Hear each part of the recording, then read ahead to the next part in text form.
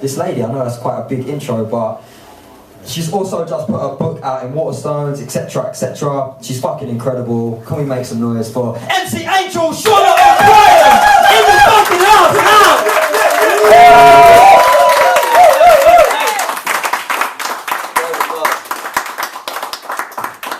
It's a really nice intro, thanks Sonny. I don't know if I need the mic actually. My voice is really loud and then mics make it a bit louder. And it's really nice to be here. Thank you for having me, Sonny. No worries, thank you. Camden's finest. Homegrown, baby, let's go! Yeah, I don't really write so much poetry anymore because I'm like writing books now. And because it's just kind of, yeah, I just feel that in my life I've just had so many different expressions with words and writing and poetry and performing and promoting and then working with young people. So I'm devoting a lot of my time to working with young people at the moment. One of the young people that I worked with for a while got stabbed to death like about 2 weeks ago, which was a little bit crazy. He was like one of my favourite students that I worked with, and it's just making me feel like, how can we do more, you know, to support young people that feel absolutely hopeless. And finally I'm working for an organisation where I'm getting to reach really vulnerable young people, because I've always got to reach really vulnerable young people and work with them face to face, but I felt really held back by the organisations that I'm working with and all the red tape and just the fact that a lot of youth organisations are shit. I'm just going to say it's shit. And the politics of the staff is so awful that like you can't really make a difference to the young people's lives. So I started working now for this company called Abianda, and we work for gang affected young women, and I get to go and do one-to-one work with them, and I advocate for them in the system. So I went and presented to a board of like some of the heads of Greenwich Council to fight for one of my young women to work for her longer, because I work on a spot purchase contract. But basically what we do in our organisation, after the young women have done the programme, they then develop programs and we go and train police, social services, foster carers, all of these, and the young women get paid to do this, 10 to 15 pounds an hour. Yes. Yeah. Go and teach these people how to do it better. So this is such an incredible business model, but you know, this stuff has really got me thinking. And then I saw all the stuff that was happening with Extinction Rebellion, and I was like, wow, this is really great.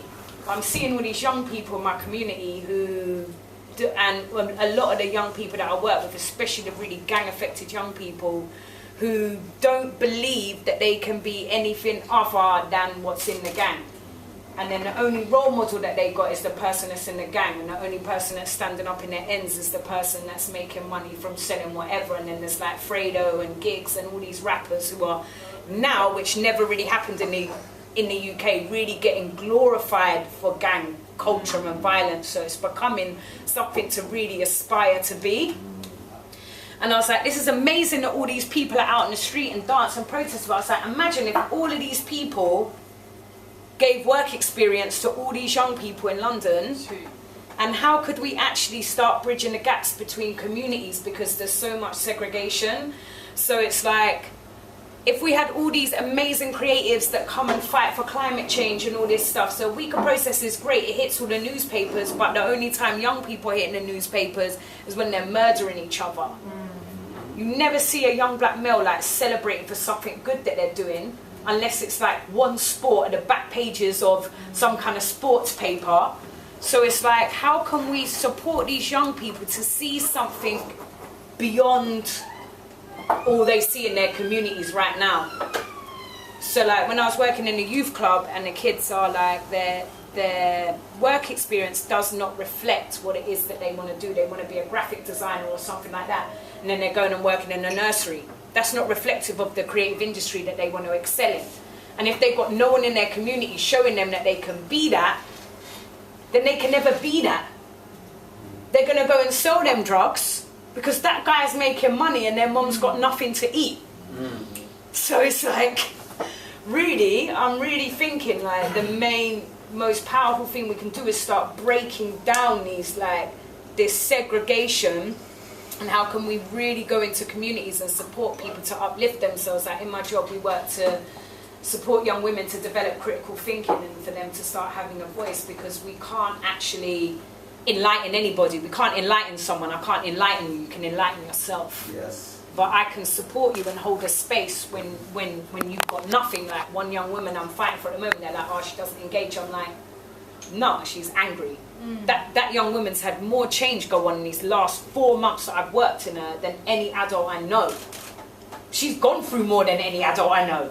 How can you then be like, this young woman's not engaging? I wouldn't engage either. I'd be jumping on cars and doing whatever.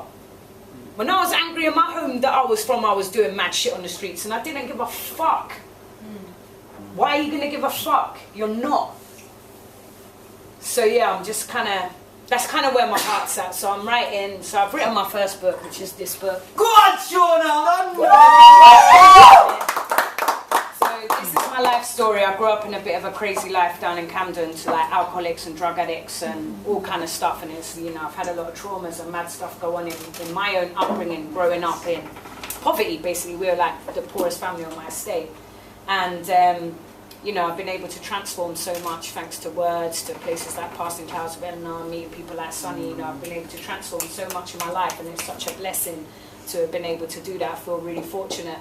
And, you know, so publishing this book was a really big feat, but it's actually been really hard for me to sell it because it's been like really challenging for me for people to read so much of my deepest traumas and then come and talk to me about it on a face-to-face basis. So I'm a Buddhist and all I've been doing is chanting and been focused on my practice and working with young people.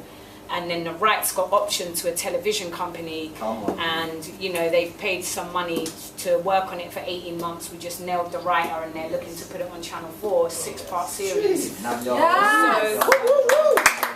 it's like when you're really connected to the depth of your heart and what your mission really is, the universe will support that and make it brighter and bigger in these other formats.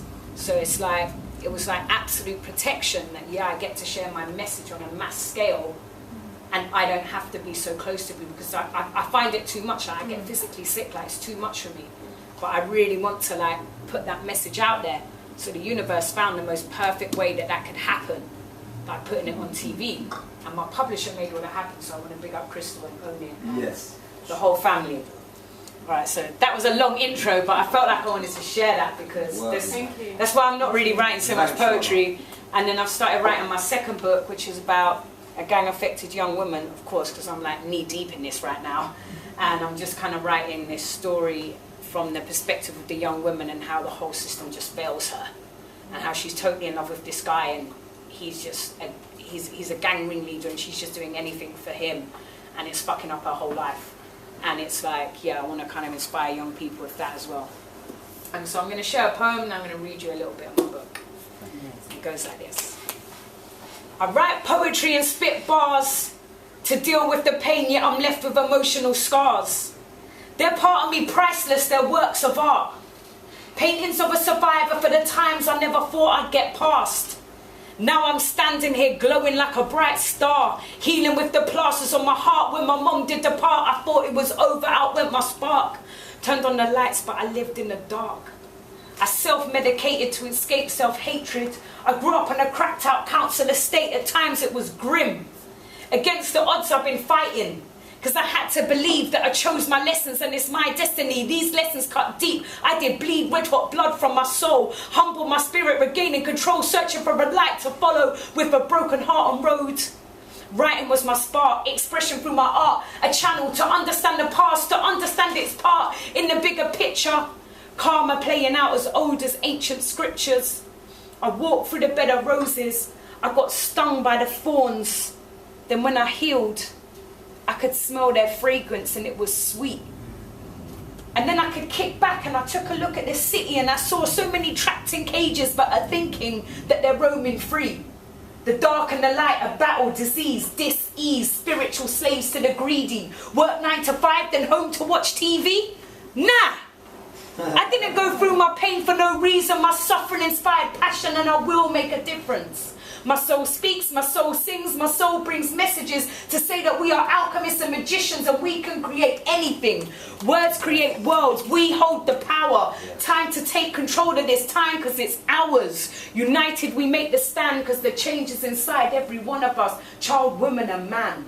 each one teach one love and freedom. Victory over challenges, step into the vision. Kings and queens, we got to unite our kingdom. Warriors of light, we're here to fight the system. Thank you. Yeah!